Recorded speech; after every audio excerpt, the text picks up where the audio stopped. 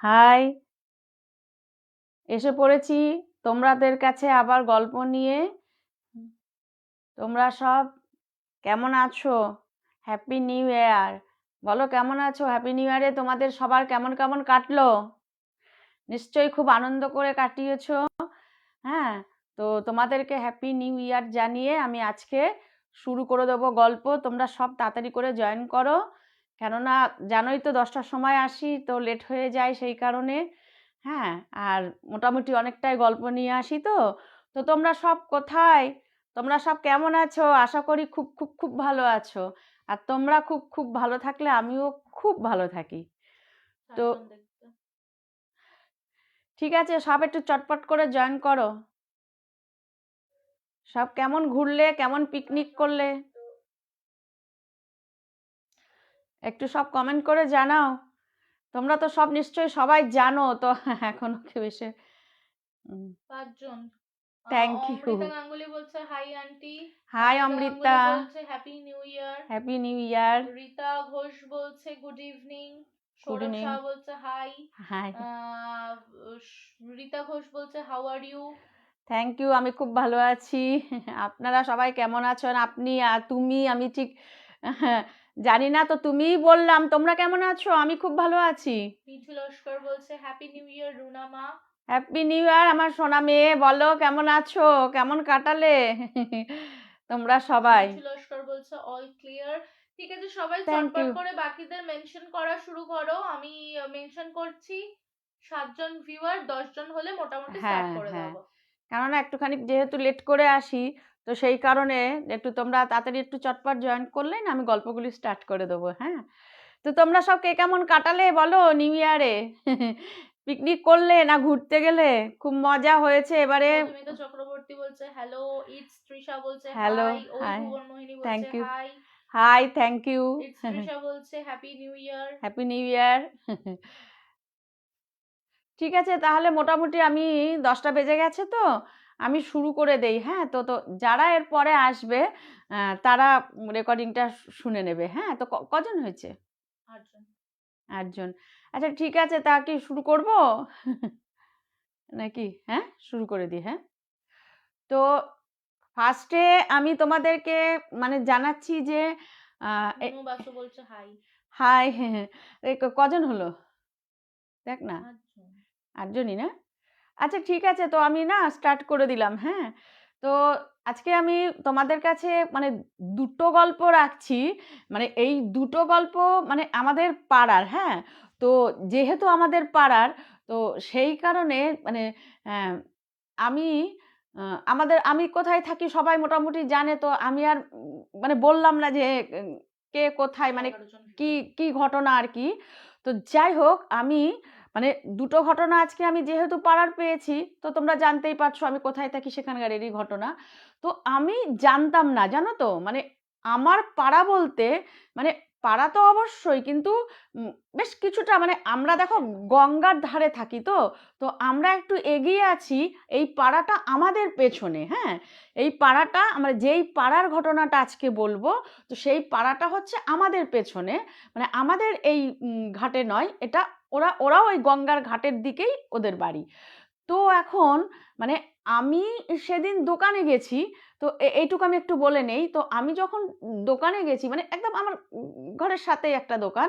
তো দোকানে যখন গেছি, তো তখন মানে একজন ভদ্র মহিলা, বেশ বয়স্কা, উনি আমাকে চেনেন। হ্যাঁ, তো উনি আমাকে বললেন, আমি বলছি যে এখানে কি করতে?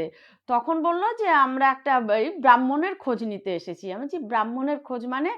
তখন বলছে যে এরকম ভোলার মা, চেনো তো ভোলার মাকে? আমি বলছি না, দেখো আমরা তো আজকাল কেউ সেভাবে মানে পাড়ায় সেভাবে ঘোরা হয় না। এমনি যে পাড়ায় কেউ থাকে যাই এইটুকু, কিন্তু ওইভাবে চিনি না।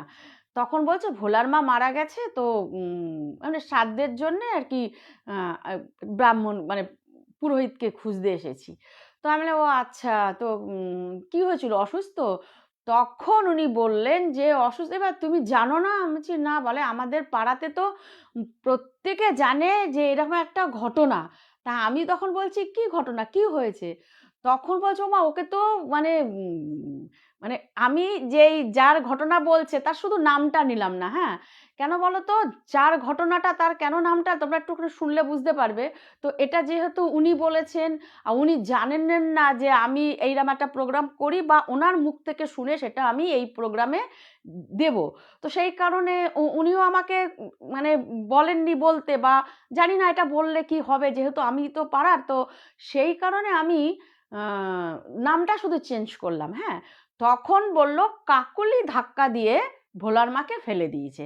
তখন আমার একটু বেশ ইন্টারেস্ট লাগলো।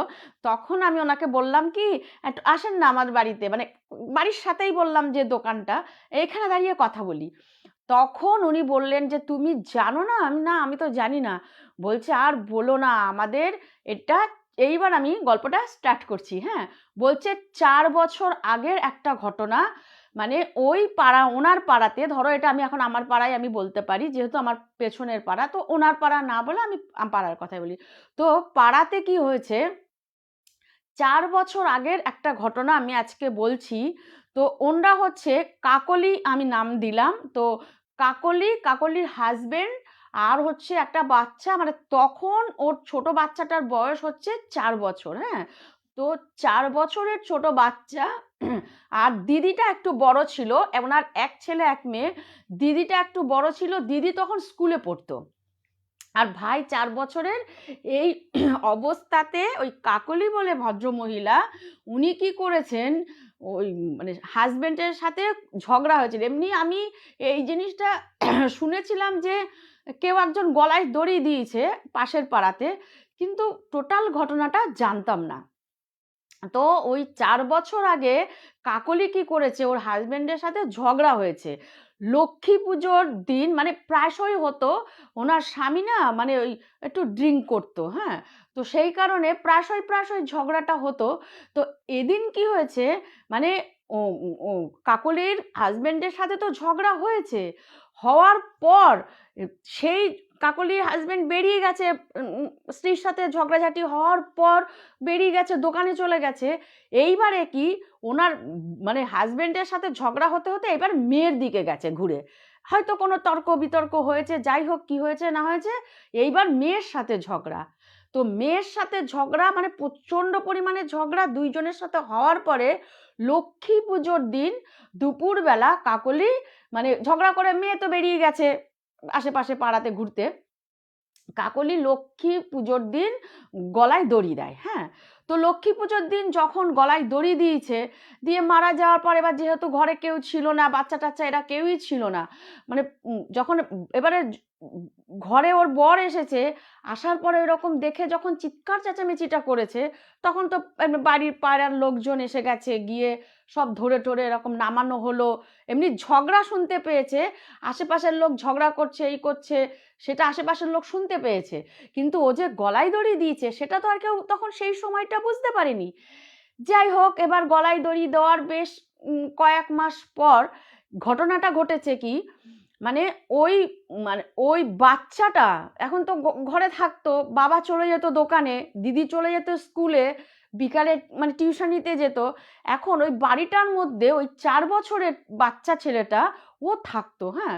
তো ১ম কি হয়েছে, ১ম আশেপাশের বাড়িতে বাচ্চাটাকে রেখে ওর বাবা মানে দোকানে যেত, দিদি পড়তে যেত, এইরকম একটা হতো।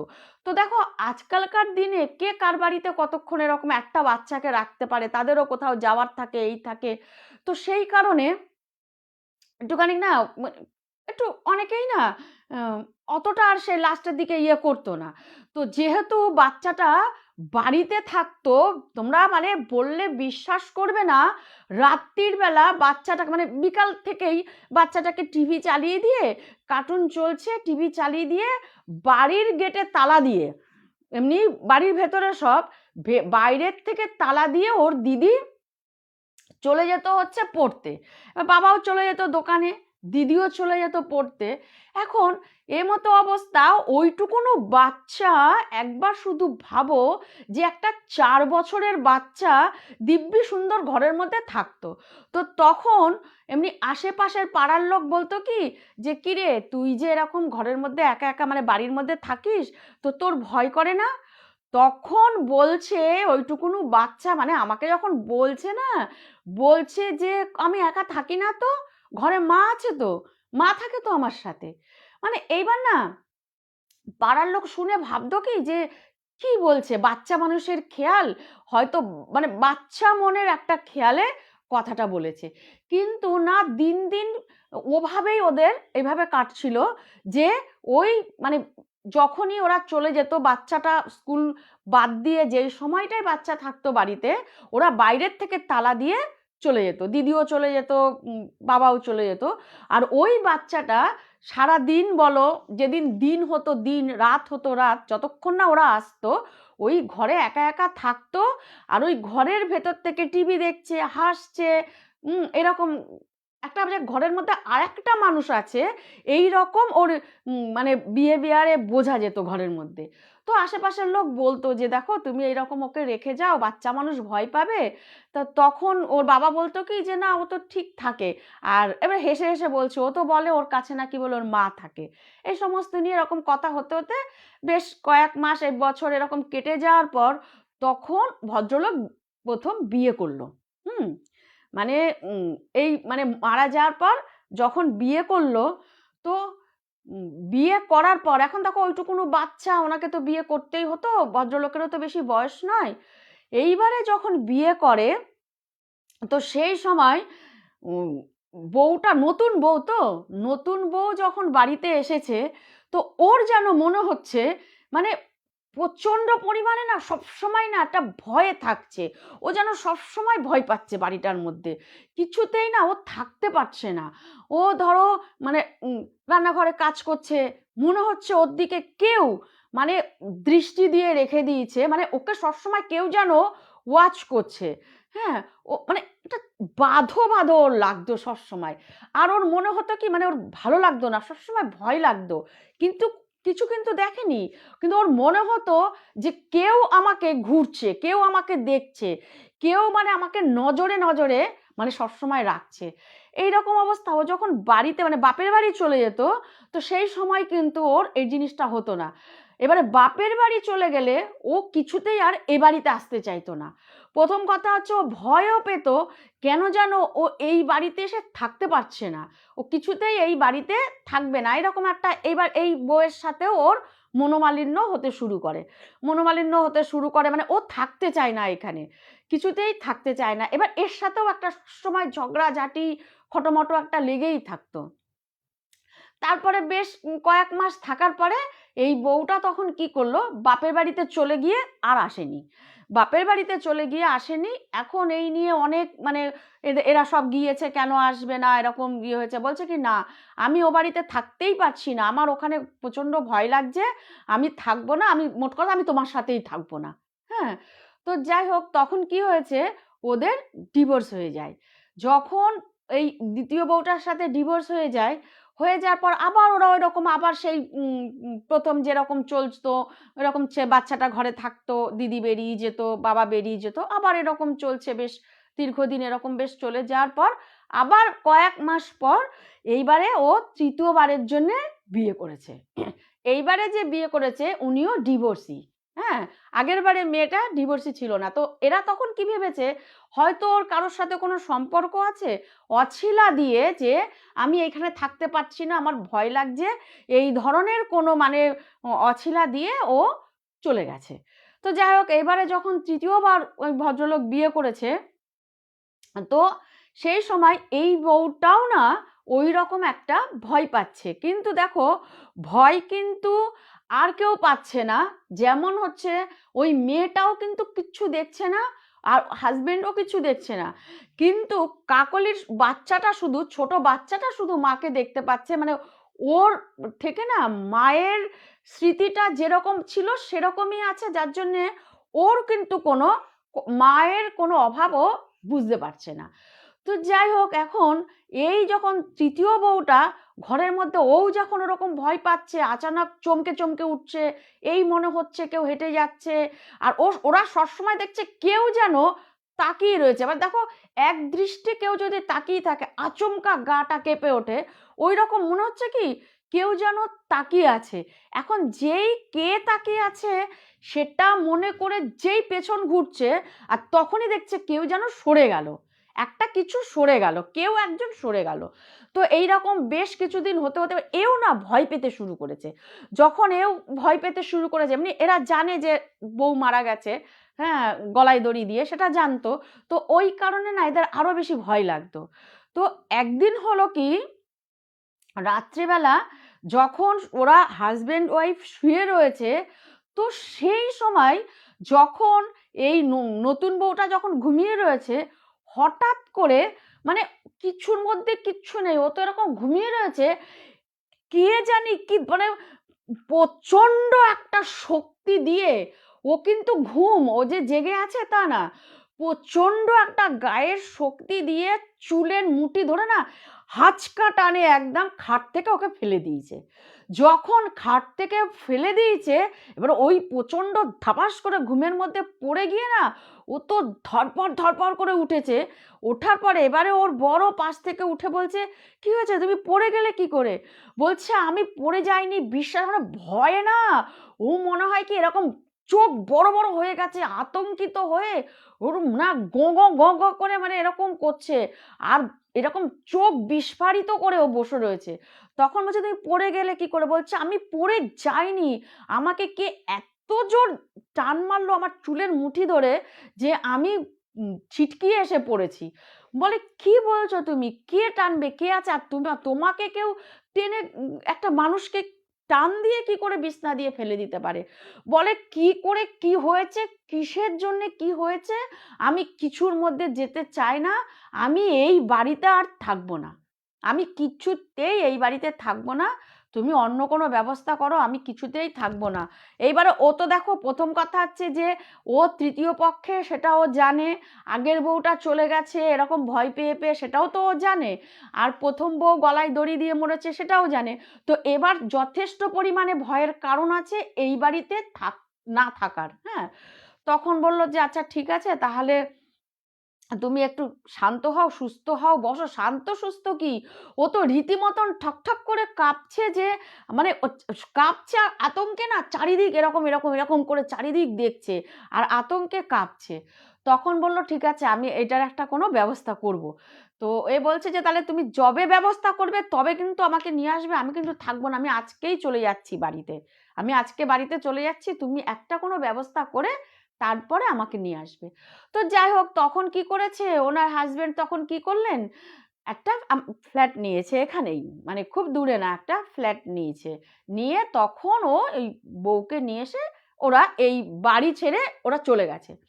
তো এই বাড়ি ছেড়ে যখন ওরা চলে গেছে, ফ্ল্যাটে চলে গেছে, আসে না এখানে, মানে আসে মানে কিরকম, ওই লোকটা মাঝে মধ্যে আসে, একটু দেখাশোনা করে, এইরকম একটা করে, আবার মানে চলে যায়, কিন্তু বাচ্চা বা ওর বউ তো আর আসেইনি এই বাড়িতে, ওরা ফ্ল্যাটেই থাকে।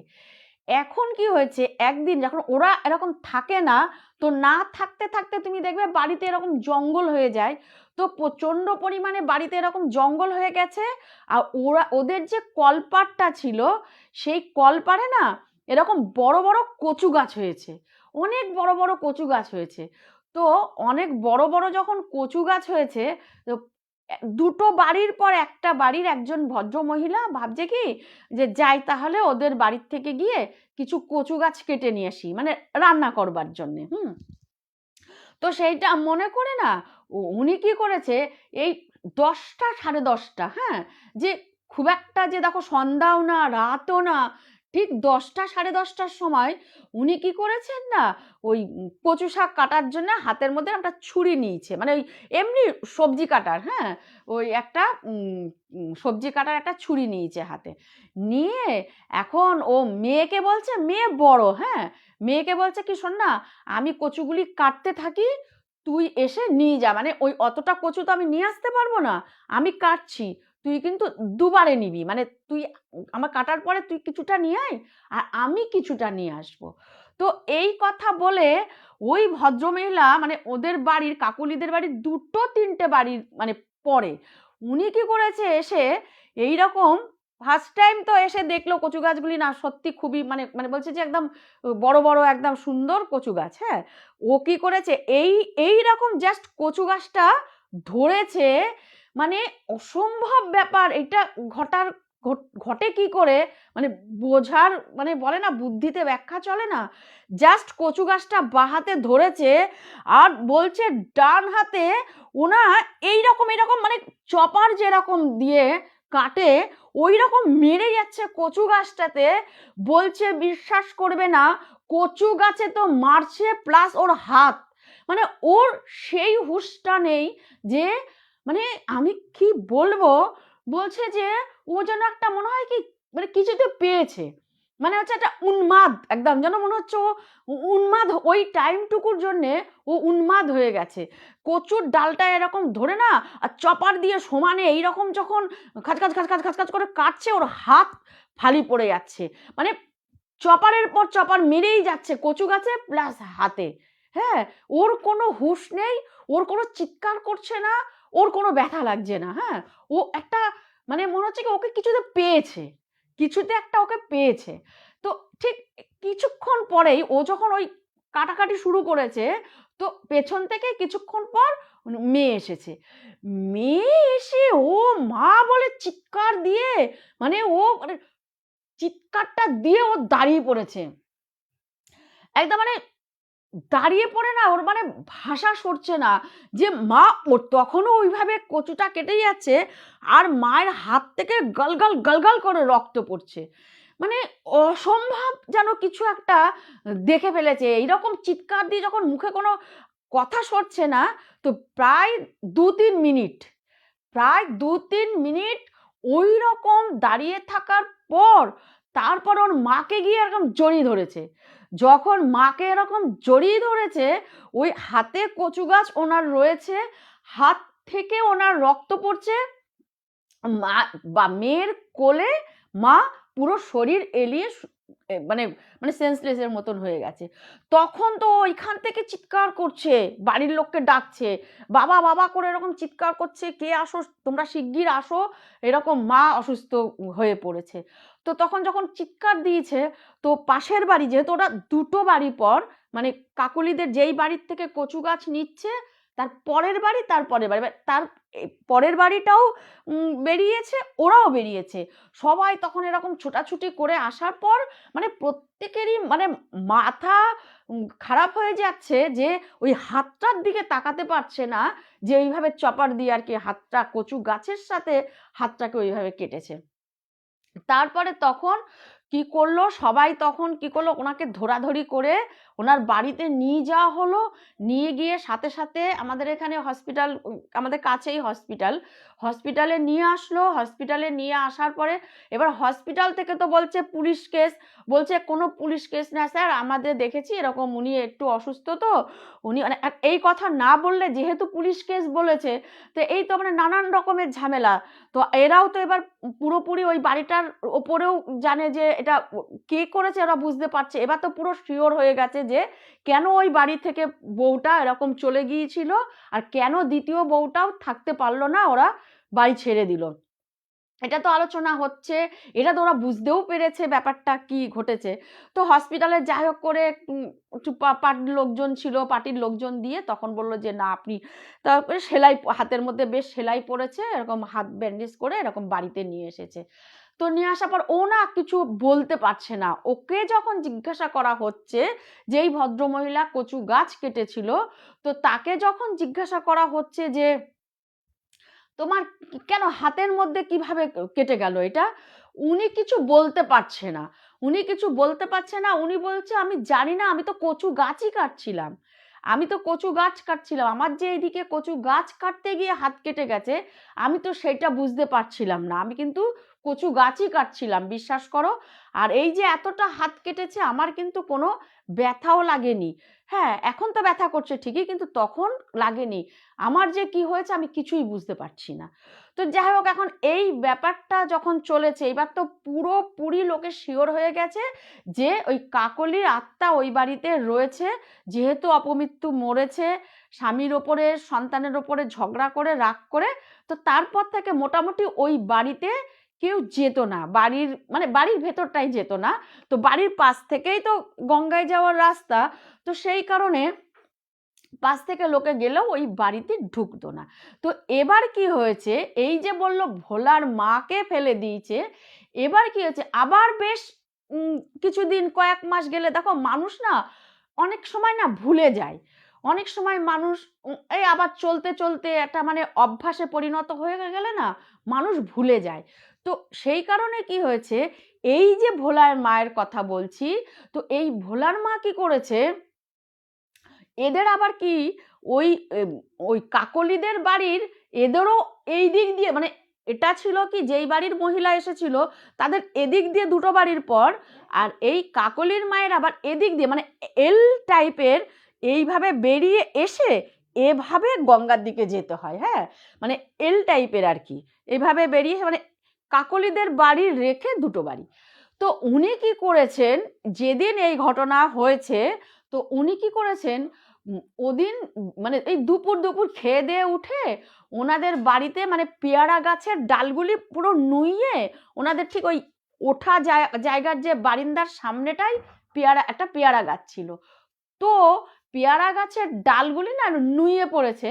তো উনি কি করেছেন, ওই ভোলার মা মাসিমা কি করেছেন, বলছে যে পেয়ারার ডালগুলি কেটে দেই, ছেটে দেই মোটামুটি। তো বেশ এতটা পরিমাণ ছোট ছোট ছোট ছোট টুকরে টুকরে ডালগুলি কেটে কেটে এতটা জড়ো হয়েছে। যখন এতটা জড়ো হয়েছে তখন উনি কি করেছেন, পেয়ারার ডালগুলি ফেলতে গেছেন।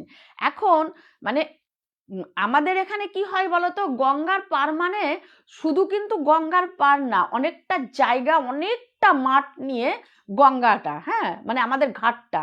তো আমাদের অনেক নোংরা এখানেও, আমরা যেই ঘাটে থাকি বালুকিমুচারি ঘাটে থাকি, তো আমাদেরও ওই অনেকেই নোংরা নিয়ে ওই ঘাটেই ফেলে। হ্যাঁ, ঘাটের সাইডে রাখা অনেক বড় জায়গা আছে, ভ্যাট টাইপের আছে, মানে ওই এমনি ভ্যাট না, এমনি লোকে যে যার ফেলে আবার পরে ওটা পরিষ্কার হয়ে যায়, ভ্যাট নেই, অনেকেই নিয়ে গিয়ে সব ওখানেই ফেলে।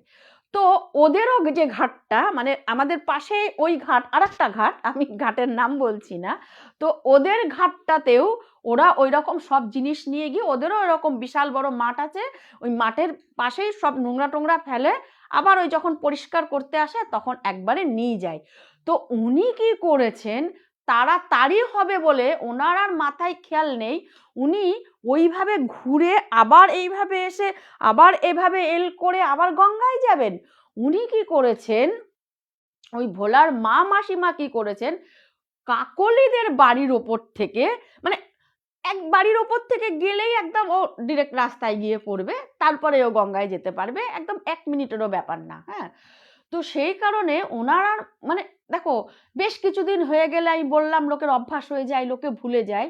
উনি তখন কি করেছেন, ওই কাকলির বাড়ির ওপরে এই রকম করে কাঠটাকে এইভাবে জাস্ট নিয়েছে, এইভাবে নিয়ে কাকলিদের বাড়ির ওপর থেকে উনি এসেছেন, মানে ওই রাস্তায় পড়ে এইবার উনি গঙ্গায় যাচ্ছেন। তো উনি যখন গঙ্গায় যাচ্ছেন মানে কি বলবো, উনি তখন বুঝতে পারছেন, বাবা গায়ে কাটা, উনি তখন বুঝতে পারছেন যে ওনার পেছন পেছন কেউ আসছে।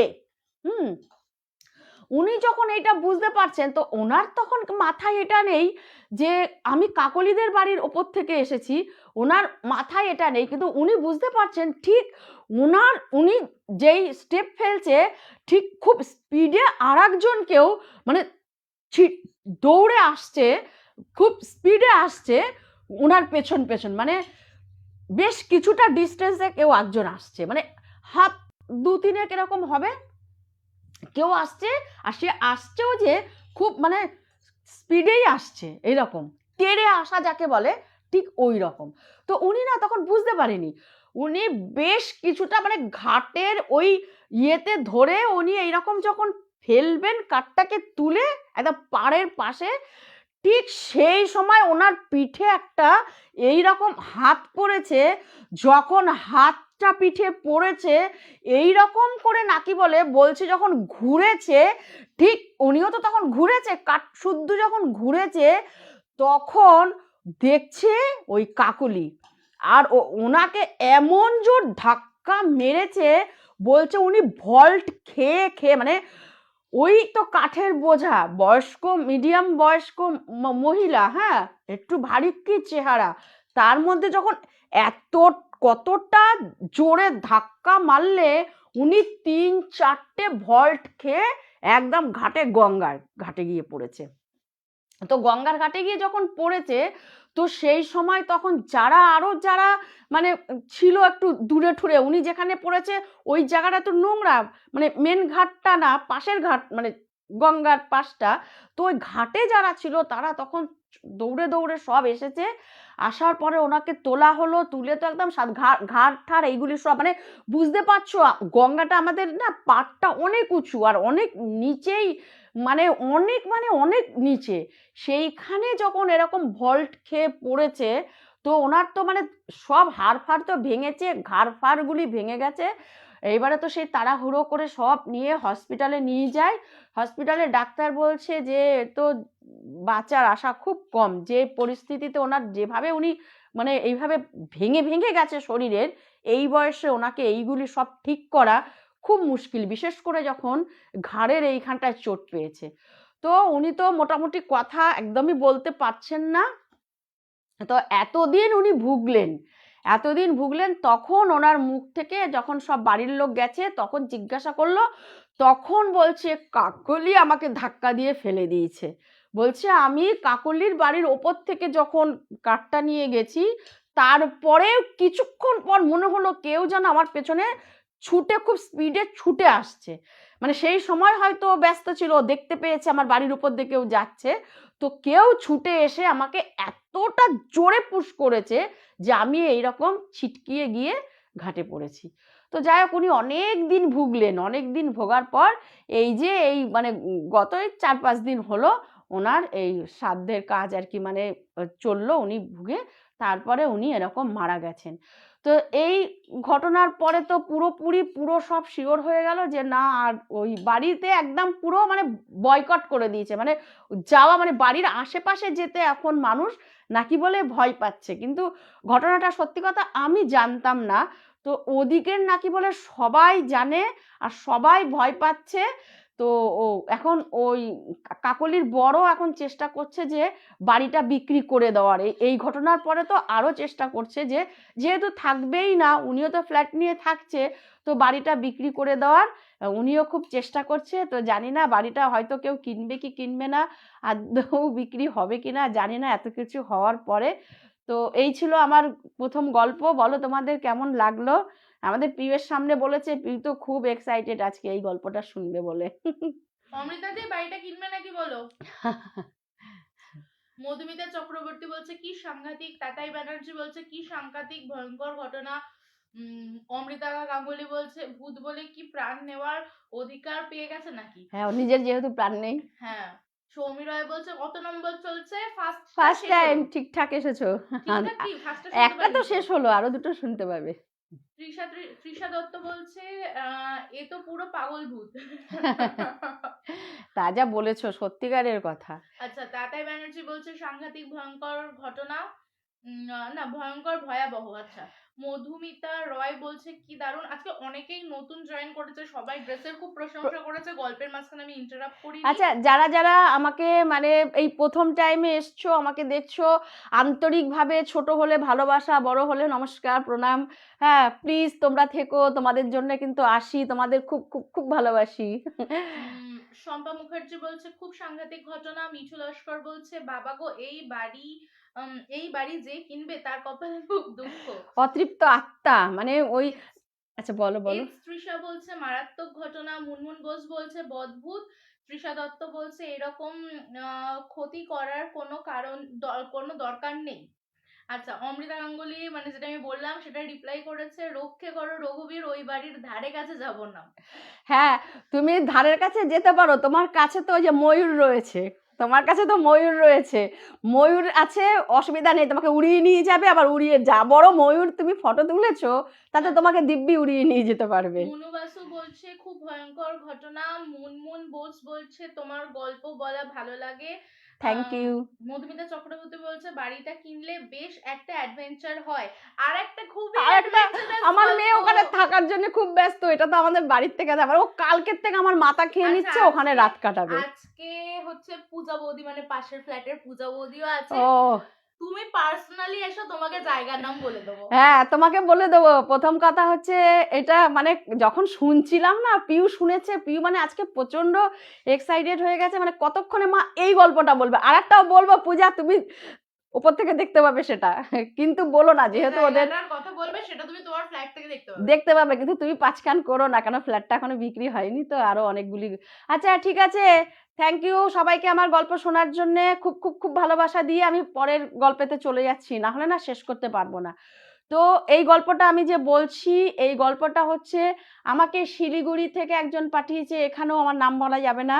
তো শিলিগুড়ি থেকে যে পাঠিয়েছে, একটা মানে এই 26-27 বছরের একটা ইয়াং ছেলে, জানো তো, মানে খারাপ লাগছে। তো ও বলেছে আমাকে মানে নামটা একটু শুধু বলতে, না এছাড়া আমি শিলিগুড়িতে থাকি, আপনি এটা বলতে পারেন। তো দেখো, এই এই আজকে এই ঘটনাটা শুনলে না তোমাদেরও না বেশ মানে মনটা ভারাক্রান্ত হয়ে যাবে ছেলেটার জন্যে। তো আমি ওর একটা অভিষেক, ওর নাম দিলাম অভিষেক, হ্যাঁ। তো অভিষেকের যখন মানে বয়স, ধরো ও বলেছে যে আমার 8 থেকে 10-এর মধ্যে, মানে এই সময়টা যখন ওর বয়স, তো একদিন সেই সময় ও বলছে কি, আমি ঘরের মধ্যে শুয়েছিলাম। তো যখন আমি ঘরের মধ্যে শুয়ে রয়েছি, ঠিক সেই সময় আমার জানলার ওপাশে এক মানে এরকম পাঁচিল আছে, পাশের বাড়ি বা তারপরের জন্য এরকম পাঁচিল দেওয়া। বলছে ওই পাঁচিলের উপরে দেখছি আমার দাদু। বলছে পাঁচিলের মধ্যে, মানে আমি যদি মানে ঘটনাটা তোমাদেরকে বলি না, তো ওর জন্য সত্যি তোমাদের একটু হলেও কষ্ট লাগবে, জানো তো। তো বলছে আমি সেই সময় দেখছি যে আমার দাদু, রাত্রির বেলা আমি দেখছি আমার দাদু পাঁচিলের মধ্যে বসে রয়েছে, চোখে মুখে প্রচন্ড কষ্টের একটা ছাপ, খুব কষ্ট, খুব দুঃখ। আর আমাকে মানে এরকম যে আমার দিকে তাকিয়ে রয়েছে, আর উনি যে প্রচন্ড কষ্টে আছে, সেটা আমার মানে ওনাকে দেখে আমি ওই বয়সেও ফিল করতে পারছিলাম, হ্যাঁ। তো আমি তখন ভাবছি, দাদু পাঁচিলে কেন? দাদু তো পাশের ঘরে শুয়ে রয়েছে, দাদু পাঁচিলে কেন? প্রথম কথা।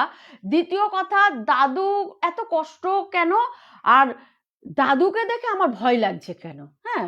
তো রাতে শুয়ে শুয়ে, যখন বাচ্চা মানুষ তো শুয়ে শুয়ে এটা ভাবছে, কিন্তু ওই ভাবা অবধি ও কিন্তু কাউকে কিছু বলেও নি। মানে ও এটা ভাবছে দাদু পাঁচিলে কেন, আর দাদু পাঁচিলে যাবে কেন? হ্যাঁ।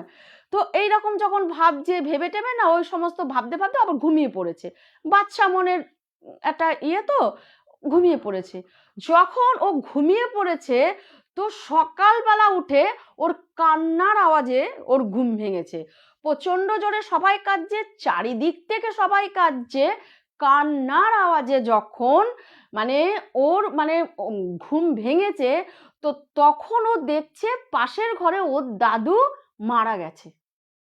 মানে তোমরা একবার ভাবো, যে যেই মানুষটা মারা গেছে, ও সেই মানুষটাকেই ও পাঁচিলে দেখতে পেয়েছে। তো ও না মানে এইটা তো আর ও সেই এই বড় বয়স্ক মনের ভাবনা। ও তখন বলছে দাদু মারা গেছে, দাদু পাঁচিলে ছিল, দাদু মারা গেছে। মানে মারা যাওয়া ব্যাপারটা একটা ভয়ের ব্যাপার, তো ওর না ভয় লাগছে, দাদুর কাছে ও যেতে পারছে না। মানে কি, অন্য বাচ্চারা গেলেও যেহেতু ও রাতের বেলা দাদুকে ঠিক ওভাবেই দেখেছে, তারপরেই দাদু মারা গেছে, ও না প্রচন্ড পরিমাণে ভয় পেয়ে আর দাদুর কাছে যাচ্ছে না। তো বাড়ির সবাই বলছে, কিরে এরকম দাদু মারা গেছে, যা একটু দাদুর কাছে গিয়ে বস, হ্যাঁ একটুখানি দেখ, শেষ দেখা। কিন্তু ও পাশের ঘরে গিয়ে লুকিয়ে রয়েছে। মানে ওর চোখে তখন মারা যাওয়ার শব্দটা কানে আসছে, আর দাদুর ওই রূপটা ওর তখন চোখে ভাসছে। তো যাই হোক, এই গেল ওর একটা দিক, হ্যাঁ। তো বেশ আবার বেশ কয়েক বছর ও কিন্তু এই জিনিসটা এই যে দেখেছে, আবার প্রায় কলেজ লাইফে একদিন কি করেছে, মানে ও বলতে পারছে না, রীতিমতন ওর গলা কাঁপছে থরথর করে। বলছে কলেজ লাইফে একদিন কি করেছে, ও এরকম চায়ের দোকানে বসে রয়েছে, চায়ের দোকানে বসে আছে, সব বন্ধুদের সাথে কথা বলছে, গল্প করছে, চা খাচ্ছে। তো ওর যেন মনে হলো ঠিক সেই সময় ওর মনে হলো একজন আসলো, হ্যাঁ, একটা লোক আসলো, এসে লোকটা বসলো চায়ের দোকানে। বসার পরে ও না তখন এই সবার সাথে কথা বলছে, চা খাচ্ছে, কথা বলছে, চা খাচ্ছে, মানে এইরকম একটা মুডের মধ্যে ওর হঠাৎ দৃষ্টিটা ওই লোকটার দিকে গেছে। যখন ওই লোকটার দিকে দৃষ্টিটা গেছে, ও না পুরো চমকে গেছে। বিশ্বাস করবে না, মানে বলছে কি লোকটার শরীর থেকে মাংস মনে হচ্ছে পচে গলে গলে পড়ছে। মানে একটা বীভৎস একটা, মানে শবদেহ যদি হেঁটে চলে বেড়ায় সেই রকম একটা শবদেহ বসে রয়েছে। আর এবারেও ঠিক ওই ভাস্করের দিকে তাকিয়ে রয়েছে। অভিষেকের, সরি আমি ওর নিজের নাম দিয়েছি তো ভুলে গেলাম, হ্যাঁ, অভিষেকের দিকে তাকিয়ে রয়েছে। এখন ও যখন অভিষেকের দিকে তাকিয়ে রয়েছে, অভিষেক তখন কি করেছে, আদার্স বন্ধুদেরকে দেখছে যে ওই ভদ্রলোককে ওরাও দেখতে পাচ্ছে কিনা। কিন্তু ওদের ভেতরে কোনো চাঞ্চলতার নেই, মানে কোনো রকম বাবা এরকম ব্যাপার নেই, আবার আশ্চর্য হয়ে সেই দিকে তাকিয়ে থাকার ব্যাপার নেই।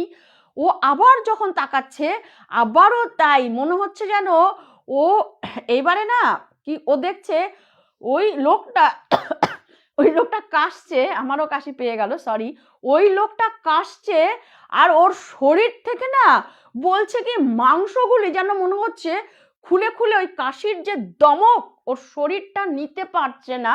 আর ওর ওই ঝাঁকুনিতে ওর শরীর থেকে মনে হচ্ছে পচা মাংস যেন মনে হচ্ছে খুলে খুলে পড়ছে। এবারে তো ও আর ওখানে আর থাকতে পারছে না এই গলিত একটা শবদেহ দেখে। কিন্তু ওটা কিন্তু হচ্ছে আর কেউ কিন্তু দেখতে পাচ্ছে না, কেউ না, ওই দেখতে পাচ্ছে। তখন কি করলো না ও তখন অভিষেক তখন কি করলো, ওখান থেকে ও খুব তাড়াতাড়ি ও উঠে গেল। তাড়াতাড়ি উঠে ও যে মানে কলেজ গেল, কলেজ থেকে যখন বাড়িতে এসেছে ও সেদিন কিচ্ছু খেতে পারেনি।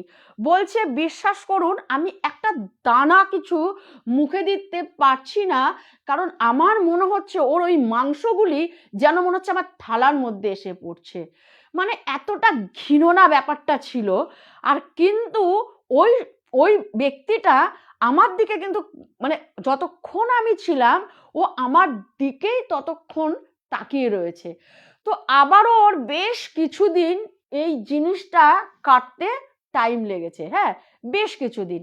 তো ওই রকম যখন ওর সাথে হয়, ও যখন এইগুলি দেখতে পায়, তখন ও যখন অসুস্থ হয়ে যায়, তো এই ব্যাপারটা আস্তে আস্তে ওর মা জানতে পারলো, ওর দিদি জানতে পারলো, দিদির বিয়ে হয়ে গিয়েছিল, দিদি জানতে পারলো, বাবা জানতে পারলো। তো এখন এইটা নিয়ে না ওরা কি করলো যে আমার ছেলে, ওরা ভাবে কি ছেলে হয়তো স্বপ্ন দেখে, হ্যাঁ, মানে ওরা তো ভাবতে পারছে না ওর ডিরেক্ট যে এই জিনিসগুলি দেখতে পারছে, তারা যে ওর দিকে তাকিয়ে রয়েছে, তাদের যে কোনো ভাষা, হয়তো কোনো ভাষা দিয়ে ওকে বোঝানোর চেষ্টা করছে, এরকমও হতে পারে। তো মা বাবা ভাবে কি রাত্রে হয়তো স্বপ্ন দেখে, সেটাই হয়তো ও হ্যালুসিনেশন করে। তো যাই হোক, এখন ও কিন্তু সেটা করে না, ও কিন্তু ডিরেক্ট সব দেখতেই পায়। তো একদিন দিদির সাথে ওর প্রচন্ড পরিমাণে বন্ধুত্ব, হ্যাঁ, তো দিদিকে ও সব খুলে বলে, দিদি জানিস আমি না বাবা যে বলছে আমি না স্বপ্ন দেখি না রে। এইবারে তো বাবা মাথার কাছে ঠাকুরের ফুল, ঠাকুরের স্বাভাবিক এরম একটা ব্যাপার, এটা তো ঠিক না, একটা মরা মানুষের সবসময় মরা মানুষের স্বপ্ন, ওরা ভাবছে স্বপ্ন দেখা, স্বপ্ন দেখছে। তো দিদি বলে কি যে তাহলে কি হবে ভাই বলতো তুই, এরকম বলে কি। আর ততদিন তো ওরকম অসুস্থ হয়ে যায়, যখনই দেখে আবার বেশ কিছুদিন ভালো থাকে, কিছুদিন বা বছরও বলতে পারো। তো যাই হোক, এরকম ওর দিদির বাড়িতে এরকম যাওয়া আসা, দিদির ননদটা আবার প্রচন্ড পরিমাণে এই দিদির এই শ্বশুর এদেরকে ভালোবাসে, এই বাড়িতে খুব যাওয়া আসা আছে, হ্যাঁ, তো খুব যাওয়া আসা আছে, প্রচন্ড এদেরকে ভালোবাসে। তো সেই ওর দিদি ওই বোনটাও না তখন বলছে কি যে বৌদি তাহলে ওকে না একটুখানি মানে কোনো ঠাকুর বাড়িতে নিয়ে গিয়ে কোনো তাবিজ ঠাবিজ এই সমস্ত। তো দাদাটা তো ভাই তো বলে ধুর কি এই সমস্ত বলছিস, এইগুলি কি কোনো একটা বলার কথা। তো সত্যিকারের কথা ওর মা কিন্তু অনেক জায়গায় নিয়ে গেছে, তাবিজও হাতের মধ্যে, গাছের শেকড় যে যেরকম বলছে সেই সমস্ত জিনিস করছে, কিন্তু ওর কিন্তু কিছু হচ্ছে না এতে, হ্যাঁ, কিচ্ছুই হচ্ছে না। তো এবারে কি হলো, মানে হঠাৎ ওর দিদির ননদটা বাইক মানে স্কুটি চালাতে গিয়ে বিশালভাবে অ্যাক্সিডেন্ট করে মারা যায়। মানে বিশালভাবে, মানে কি বলবো, মানে একটা মানে ৪ চাকার তলায় পড়ে গিয়ে না ঘষ্টাতে মানে স্কুটিতে ওর এই মুখটা মানে এমনভাবে ঘষ্টিয়েছে, এটা পুরো উড়ে গেছে, মানে পুরো এখানকারের মানে চামড়া বেরিয়ে গিয়ে, মাংস চামড়া বেরিয়ে গিয়ে, মানে স্কুটিটা ওকে তো ঘষছে, গাড়ির চাকার তলায় ঢুকে গিয়ে ওকে মানে অনেকটা জায়গা ঘষ্টিয়ে নিয়ে গেছে। গিয়ে তারপরে ও যে পুরো স্পট ডেড হয়েছে তার আগে ওর এইগুলি পুরো উড়ে গেছে, পুরো চোখের এইগুলি সব কিছু উড়ে গেছে, জানো তো। তো এই তো সবাই গেছে, শ্মশানে গেছে, এরা খুব কষ্ট পেয়েছে, দুই বাড়ির সাথে যেহেতু সম্পর্কটা ভালো ছিল, তো খুব গেছে, এরকম করেছে, শোক ঠোক যা হয়েছে হয়েছে। তো আবার ধরো প্রায় বছর খানিক হবে এরকম মারা গেছে। তো ওর দিদি কি করেছে না, সেবারে মানে জামাই ষষ্ঠীতে বাপের বাড়ি এসেছে। তো জামাই ষষ্ঠীতে যখন বাপের বাড়ি এসেছে, তো ওর জামাইবাবু বলছে আমি অফিস থেকে যাব, তুমি বাড়ির থেকে যাও, হ্যাঁ, তুমি বাড়ির থেকে চলে যাও, আমি অফিস থেকে ওখানে যাব। তো এই ধরো বিকাল বিকাল সন্ধ্যা ঠিক এই টাইপে ওর দিদি এসেছে। তো দিদি যখন এসে কলিং বেল টিপেছে, তো সেই সময় যখন অভিষেক যখন দরজাটা খুলেছে, তো বলে কি আমি পুরো মনে হচ্ছে আমি আর এহ জগতে নেই, আমি এক্ষুনি সেন্সলেস হয়ে যাব, আমি এক্ষুনি মারা পড়ব। দিদির পেছনে ওই দিদির ননদ দাঁড়ানো, কেননা দিদি যখনই আসতো ওই ননদ আসতো, মানে পুরো এরা একটা মানে তিনজনে, মানে ওই অভিষেক, দিদি আর এই ওর ননদ, মানে এদের একটা মানে তিনজনের একটা দারুণ মানে মিল ছিল। তো ওর দিদি আসলেই আসতো, খুব হাসি মজাক, সিনেমা দেখা, গল্প করা, খাওয়া দাওয়া করে ওরা আবার চলে যেত।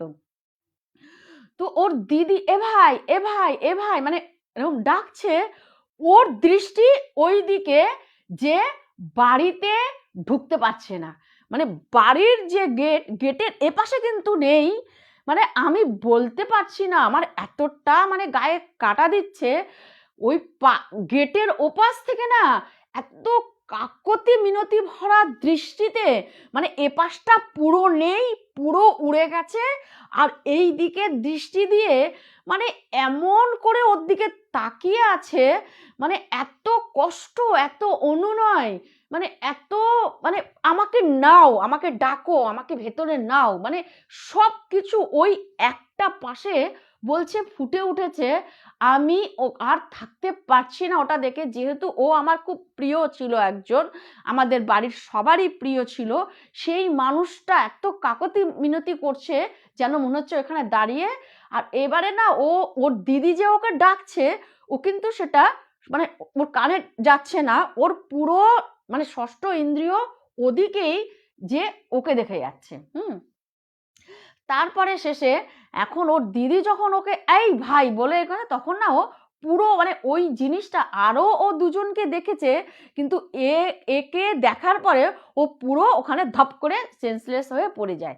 ওখানে পুরো দাঁত আটকে গেছে, হাতে মুঠো এমন মুঠো হয়েছে, দাঁত আটকে গেছে। তখন তো ওর দিদি একটা চিৎকার করে ওমা শিগগির আসো, দেখো ভাইয়ের কি হলো। তখন তো চোখে মুখে এরকম জল ঠল ছিটিয়ে, দাঁত ফাত এরকম মানে পুরোপুরি এতটা পরিমাণে আটকে গেছে, জুতো ফুতো এই সমস্ত শুকিয়ে যতটুকুনো যা করা যায়, ওকে যখন আবার এরকম মানে জ্ঞানটা ফিরেছে, তখন ওকে নিয়ে এসে খাটের মধ্যে শুইয়ে দিয়ে ঠিয়ে মা চলে গেছে। এবার চোখটা খুলে না এরকম ঘরের মধ্যে খুঁজছে, তারপরে শেষে উঠে যখন বসেছে, এখন মা যখন চলে গেছে সেই সময় ওর দিদি বলছে, ভাই তুই বল তো কি হয়েছে, আমাকে বল, সত্যি কথা বল, আমাকে কি হয়েছে।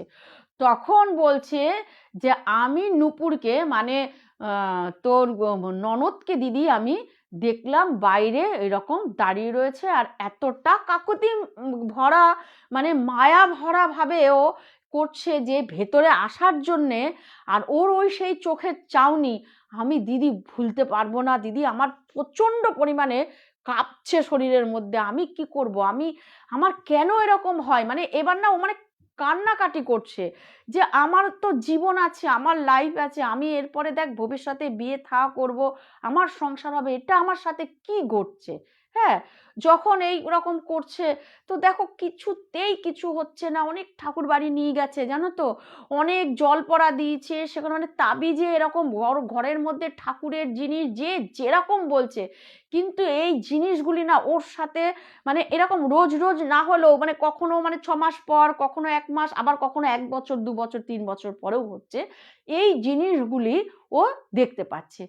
তো এইটা গেল তো একটা ঘটনা। এইবারের ঘটনাটা হচ্ছে মানে এটা হয়েছে একদমই রিসেন্ট জানো তো।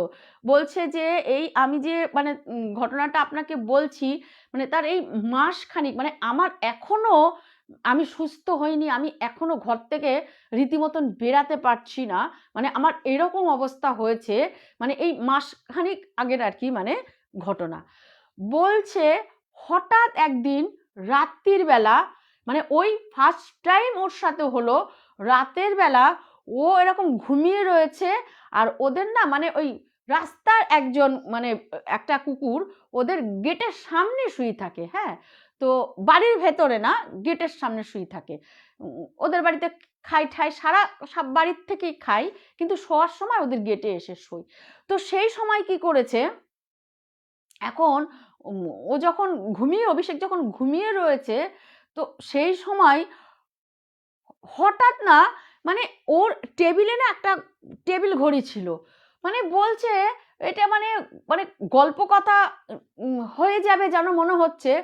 ঠিক 3টে যখন বাজলো সেই সময় অ্যালার্ম, বলছে আমি তো অ্যালার্ম দেইনি ঘড়িতে, বলে আমি ঘড়িতে অ্যালার্ম দেইনি, কাটাই কাটাই যখন 3টে বাজে হঠাৎ আমার ঘড়ি মানে ওই ঘড়িটা টেবিল ঘড়িটা অ্যালার্ম দিয়ে উঠেছে। হ্যাঁ, ওরকম বাজতে টিটিটিট টিটিটিট টিটিটিট টিটিটিট টিটিটিট করে বাজছে। বলছে যখন এরকম টিটিটিট টিটিটিট করে ঘড়িটা বাজছে, তো সেই সময় আমি কি করলাম যে আমি কি হলো, আমি কি অ্যালার্ম দিয়ে শুয়েছি, ও সকালবেলা না মাঠ করে খেলতে যায়, তো ওই জন্য ওর অ্যালার্ম দিয়ে রাখে। তো তখন তাকিয়ে দেখছে যে 3টে বাজে। হ্যাঁ, মোবাইলে দেখলো 3টে বাজে, আবার ওটাকে বন্ধ করে দিয়েছে।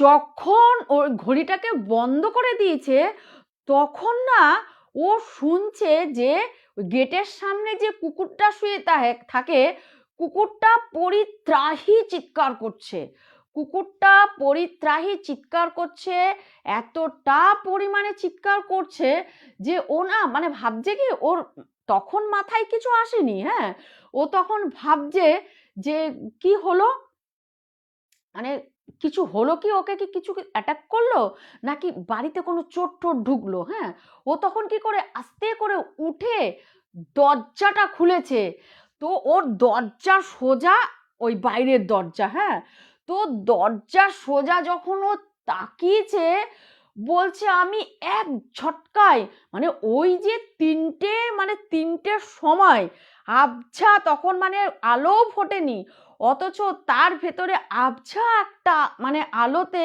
আমি দেখতে পাচ্ছি বেশ দূরে, কাছে নয় কিন্তু, বলছে বেশ দূরে কেউ একজন মানে বেশ লম্বা কেউ একজন, একজন পুরুষ মানুষ, কেউ একজন মানে ওর চোখ আমি না দেখলেও যে আমার দিকে তাকিয়ে আছে, এক দৃষ্টিতে আমার দিকে তাকিয়ে আছে, আমি পুরো বুঝতে পারলাম। যখন পুরো বুঝতে পেরেছি, বলছে আমি এক ঝটকায় নিজেকে তখন মানে যে না আমাকে মানে ঠিক থাকতে হবে, আমি একদম ছিটকানি আটকিয়ে দিয়ে আমি আবার শুয়ে পড়েছি। বলছে কুকুরটা কিন্তু ডেকেই যাচ্ছে, এই মানে এতক্ষণ ঘেউ ঘেউ করে ডাকছিল, এবার মানে ভয় পাওয়া গলাতে কু কু করে ডেকে যাচ্ছে, বলছে আমি তো কিচ্ছু না শোনার ভান করে, মানে কুকুরের আওয়াজটাও যাতে আমার কানে না আসে, না শোনার ভান করে আমি কান চেপে আমি শুয়ে রয়েছি। যখন আমি কান চেপে শুয়ে রয়েছি, যাই হোক আমার কোনো কারণে আবার ঘুম এসে গেছে। তো ঘুম এসে গেলে সকালবেলা ঘুম ভাঙলে আমার আর মানে ইচ্ছা করছে না যে আমি দরজাটা খুলে বেরাই। তো দেখো, এই বয়সের একটা ছেলে, হ্যাঁ, তার লাইফে যদি মানে তার জীবনটা যদি বরবাদ হয়ে যায়, মানে সে এখন ঘুরবে ফিরবে হাসবে খেলবে, তো তার চোখের সামনে যদি যখনই এই দৃশ্যগুলি আসছে, তো ওর মানে কি কোথাও না কোথাও ওর জীবন বিপন্ন হয়ে যাচ্ছে। ও আর নতুন উদ্যমে বাঁচার তাগিদ নষ্ট করে ফেলছে, জানো তো। তো যাই হোক, ও মা ডেকেছে, দরজা খুলেছে। মাকে আর এদিন আর কিছু জানায়নি। তো মাকে যখন কিছু জানায়নি, তো আবার ও পরের দিন ঠিক পর পর 3 দিন একই রকম ঘটলো। পরের দিনও সেই প্রায় তিনটে একদম কাটায় কাটায় 3টে অ্যালার্ম বাজলো, আবার সেই ওরকম কুকুর ডাকছে। এদিন তখন ও না মানে অনেকক্ষণ পর থাকতে পারে না, ওর এবার কৌতূহল, ভয় লাগছে, আবার ভাবছে আছে কি, এদিকে ভয় লাগছে যে খুলবো না, আবার ভাবছে আছে কি। দেখো, মানুষের হয় না যে দুটো মন থাকে, এক মন বলছে খুলিস না প্রচন্ড ভয়, আবার এক মন বলছে না ঠিক আছে দেখি না, আবার জিনিসটা তো দূরে ছিল। হ্যাঁ, তো এবার যখন ও ছিটকানিটা খুলেছে, তো তখন দেখছে ওই রকম একটা, ওই সেই একই ব্যক্তি এবারে বেশ কিছুটা চলে এসেছে, যেন মনে হয় যে আরেকটু আসলেই ও আমাদের একদম দৌড়ে চলে আসবে। ও তো এদিনও একদম পুরো ছিটকানি আটকে দিয়ে ঠকঠক ঠকঠক করে পুরোপুরি কাঁপছে। কাঁপতে কাঁপতে তখন শুয়ে মানে ওই দিন আর সারা রাত ওর ঘুম আসেনি। সারা রাত যখন ঘুম আসেনি, তো তখন ও কি করেছে, পুরো মানে ওই 3টের থেকে পুরো জাগা জেগে ভোরের দিকে তখন ওর মা যখন আবার এসে ডেকেছে, এখন ও না মানে খুব প্রচন্ড ভয় পাচ্ছে। তখন ও মাকে বলছে, মা আজকে কি আমার ঘরে তুমি একটু শোবে। তো মা তখন বুঝে গেছে যে ও মানে মা তো জানে ও স্বপ্ন দেখে, হ্যাঁ, তো মা জানে আবার হয়তো ও কোনো রকম কিছু স্বপ্ন দেখেছে। হ্যাঁ, তো মা বলছে আচ্ছা ঠিক আছে আমি শোবো আজকে তোর ঘরে। তো যাই হোক, যথারীতি পরের দিন ওর মা এরকম শুইছে। তো মা যখন পরের দিন ওর ঘরে শুইছে, তো ঠিক সেই পরের দিনও কাটায় কাটায় একদম 3টেতে ঘড়ির যখন অ্যালার্ম বেজেছে, ও আর ওঠেনি। এবার কুকুরটা কিন্তু চিল্লাচ্ছে, ও আর ওঠেনি, কিন্তু ও না উঠলেও, হ্যাঁ, ও পুরো একটা ভারী মানে বুট পরে কেউ যে ওদের ওই দুয়ারের থেকে হাঁটছে, চলছে, আবার কিছুক্ষণ দাঁড়িয়ে আছে, মানে হয়তো অপেক্ষা করছে যে ও দরজা খুলবে কি না। তো সেই সময়টা ও তো পুরো মানে ওর মাকে, মা বুঝতে পেরেছে হয়তো স্বপ্নের, মা কিন্তু ওটা বুঝতে পারেনি যে বাইরের আওয়াজ হচ্ছে, কুকুর ডাকছে। হ্যাঁ, মা ভাবছে ও হয়তো, মাও ওকে আঁকড়ে, মায়ের আঁচল আঁকড়ে ও পুরো শুয়ে রয়েছে। ও ভয় পাচ্ছে, যেন মনে হচ্ছে আমার দরজা ভেঙে যেন মনে হয় ঢুকবে, আমি যতক্ষণ না উঠবো। ও তো ওঠেনি, আজকে আমি কিছুতেই উঠবো না। তো ওই আওয়াজটা বেশ বেশ কিছুক্ষণ, মানে ও তো বলছে যে যখনই এই জিনিসটা হয়, মানে এই 3 দিন হয়েছে, সত্যি কথা বলতে আমি 3 দিনই তো ঘুমাইনি। তো আমি বুঝতে পারছি মা ঘুমাচ্ছে, মা তো সারাদিন খাটাখাটনি করে, মা ঘুমাচ্ছে, কিন্তু আমি বুঝতে পারছি যে ওই জিনিসটা আমার জন্য অপেক্ষা করছে। ওই জিনিসটা কখনো ওদিক যাচ্ছে, কখনো এদিক আসছে, কখনো আবার পুরো দাঁড়িয়ে পড়ছে আমার দুয়ারের কাছে, যে ওর আমি পায়ের আওয়াজ পাচ্ছি। বলছে এই রকম যখন ঘটনা, তখন পরের দিন এইরকম যখন উঠেছে, এইবার তো পুরোপুরি 3 দিনে যখন একটা ব্যক্তি না ঘুমায়, তার নার্ভের ওপরে কতটা, তার স্নায়ুর ওপরে কতটা প্রেশার পড়ছে, এই তার মধ্যে তার এই ঘটনা চলছে। তখন যখন ও পুরোপুরি মানে মনে পুরো আর ভেঙে পড়েছে, তখন ওর মা তো খুব মানে ইয়ে হচ্ছে, দুঃখ পাচ্ছে যে আবার এরকম হয়েছে, দিদিকে খবর দেওয়া হলো, মানে এইবারেরটা একদম ভয়ানকভাবে হয়েছে যেহেতু। তখন দিদিকে খবর দেওয়া হলো, দিদি আসলো, তখন দিদি বলছে দাঁড়া মা দাঁড়াও, আমি না একটা এরকম খোঁজ পেয়েছি, উনি না গোনে, হ্যাঁ, উনি এমনি তাবিজ কবচ কিন্তু কিছু দেয় না, ওনার কাছে কিন্তু লোকে যায় গোনাতে, যে আমার মানে আগে কি হয়েছে, পরে কোনো কিছু হবে কি না, মানে তার ভূত ভবিষ্যৎ উনি গুনতে পারে। একজন ভদ্র মহিলা, বয়স্কা। তো ওনার কাছে চলো আমরা যাই, হ্যাঁ, ভাইকে নিয়ে আমরা যাই। তো উনি কিন্তু তাবিজ দেন না। কিন্তু এটা কেন হচ্ছে, আমার ভাই স্বপ্নই দেখুক বা ডিরেক্ট কিছু দেখে থাকুক, কেন দেখছে এটা অন্তত জানা যাবে। দেখি না, এত জায়গায় তো গেলাম, কিচ্ছু না, মানে কোনো জায়গা বাদ রাখেনি, যে যেরকম বলছে সেরকম করছে। তো তারপর যখন ওরা তিনজন মিলে ওনার কাছে গেলেন, বৃদ্ধা ভদ্রমহিলার কাছে যখন গেলেন, তো সেই সময় উনিও গুনলেন সব, উনি গুনে সব বলে দেয়, হ্যাঁ, যে মোটামুটি যে কি হয়েছে না হয়েছে এগুলি বলতে পারে। তখন উনি বললেন কি, উনি ওই যেরকম হয় আঁকিবুকি যেই সমস্ত ওই যাই করে উনি গুনলেন।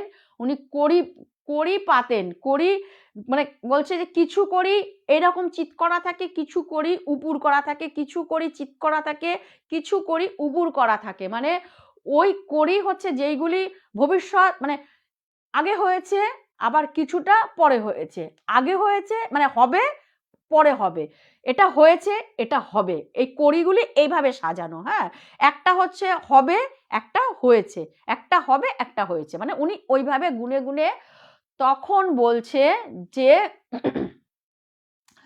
আপনার ছেলে কি ছোট্টবেলায় প্রচন্ড অসুস্থ হয়েছিল, মানে মরার ঘর থেকে কি ফিরে এসেছে? তখন বলছে হ্যাঁ মা, আপনি ঠিক বলেছেন, আমার ছেলে যখন এই 3-4 বছর বয়স, সেই সময় এতটা অসুস্থ হয়েছিল, হঠাৎ জ্বরে এতটা অসুস্থ হয়েছিল যে ডাক্তার অবধি জবাব দিয়ে দিয়েছিল। এমনকি মানে যখন একদম মানে আমরা দেখছি ওর, মানে ডাক্তার জবাব দিয়ে দিয়েছে, ও মানে মারা গেছে ধরে নিয়েছি, লোকজন এসেছে, ওকে নামানো হচ্ছে, মানে আমরা কান্নাকাটি জুড়ে দিয়েছি। বলছে আমাদের পাড়ার ডাক্তার কিন্তু মানে এমনি যে এসে দেখে বলছে নেই, মানে বলে দিয়েছে যে নেই। তারপরেও যখন ওকে এরকম মানে বাড়ির লোকজন এসছে, ওকে জড়িয়ে ধরে কান্নাকাটি, যে এটা কিন্তু সম্ভব না, ওইটুকুনো বাচ্চা মারা যাবে মায়ের কোল খালি করে, এই নিয়ে খুব যখন কান্নাকাটি হচ্ছে, তো হঠাৎ ও তখন এইরকম ওই হাতটা দিয়ে মানে জড়িয়ে ধরেছে, যাকেই পেয়েছে সামনে ছিল এরকম জড়ি, তখন সে চিৎকার দিয়েছে যে আরে ও তো মরেনি, ও তো বেঁচে আছে। তো এই ঘটনাটা আমার ছেলের সাথে হয়েছে, ওকে মানে রক্ষা করেছে মা, আমরা এত ঠাকুর দেবতা ডেকেছি, ওকে রক্ষা করেছে। তখন বলছে যে দেখেন আমি তো এর কোনো ওষুধ দিতে পারবো না, ও যখন মারা গেছে মনে করেছেন, ও হয়তো মারা গিয়েছিল, কোনো ওর তখন হয়তো আয়ু ছিল, আবারও মানে মারা যাওয়ার মানে ওই জন্ম মৃত্যুর মাঝখানে আটকে গিয়েছিল। ও কিন্তু না মরতে পেরেছিল, না সেই সময়টুকু ও বেঁচে ছিল। এটা কিন্তু ঘটনা। সেই সময়টুকু মানে আমি বলতে আমার গায়ে কাটা দিচ্ছে, বলছে সেই সময়টুকু ও কিন্তু জন্ম মৃত্যুর মাঝখানটাই ছিল। না ও পাশে যেতে পেরেছে, না ও এপাশে ছিল।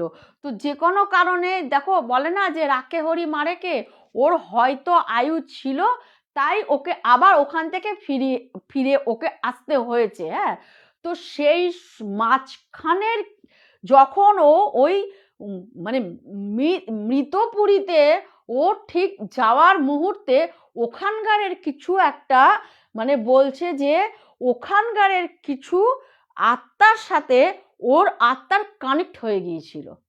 তো ওর আত্মার সাথে ওখানকার মৃত আত্মার কানেক্ট হয়ে গিয়েছিল। তো ও যখন আবার ফিরে আসে, এই জন্ম মৃত্যুর বন্ধন কাটিয়ে ও আবার যখন বেঁচে আসে, তো সেই সময় কিছু সংখ্যক আত্মা হয়তো ওর ও দিকে চলে এসেছে।